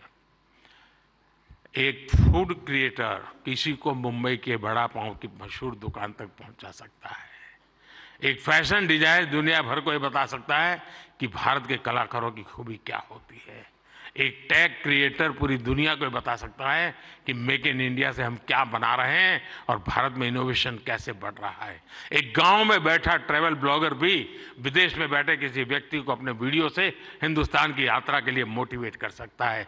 हमारे भारत में तो इतने अलग अलग तरह के मेले होते हैं, हर एक पर्व में अपनी एक स्टोरी होती है और दुनिया उसे जानना चाहती है। जो लोग भारत को जानना चाहते हैं, भारत के कोने कोने को जानना चाहते हैं, उनकी भी आप बहुत मदद कर सकते हैं। साथियों, इन सारे प्रयासों में आपकी स्टाइल, आपका प्रेजेंटेशन, आपका प्रोडक्ट, आपके फैक्ट्स, अगर मैं मानता हूं हकीकतों विषय में कॉम्प्रोमाइज कभी मत कीजिए। आप देखिए, एक यूनिक अंदाज में आप जाएंगे। अब देखिए, आर्टिफैक्ट्स तो बहुत होते हैं, आर्कियोलॉजी वाले ने बहुत चीजें निकाली होती है, लेकिन जो म्यूजियोलॉजी जानता है ना, वो जब उसको बनाता है, रखता है, तो हम उस युग में पहुंच जाते हैं। 300 साल पुरानी चीज देखते हैं तो लगता है कि मैं उस समय जी रहा हूं। क्रिएटिविटी की ये ताकत होती है दोस्तों। और मैं चाहता हूं कि मेरे देश के भीतर वो क्रिएटिविटी है जो मेरे देश का भाग्य बदलने के लिए एक बहुत बड़ा कैटलिक एजेंट बन सकता है। और इसी भावना से मैं आज आप सबको मिला, आप सबको बुलाया। आप बहुत ही कम नोटिस से आए, आपने कुछ करके दिखाया है। जूरी को भी मैं बधाई देता हूं, क्योंकि 1.5-2 लाख लोगों की एक एक बारीकी को पहुंचाना बड़ा कठिन काम है। लेकिन आने वाले दिनों में ये काम और अधिक अच्छे ढंग से, अधिक साइंटिफिक ढंग से हम कर पाएंगे। मैं फिर एक बार आप सबको बहुत बहुत शुभकामनाएं देता हूं। बहुत बहुत धन्यवाद।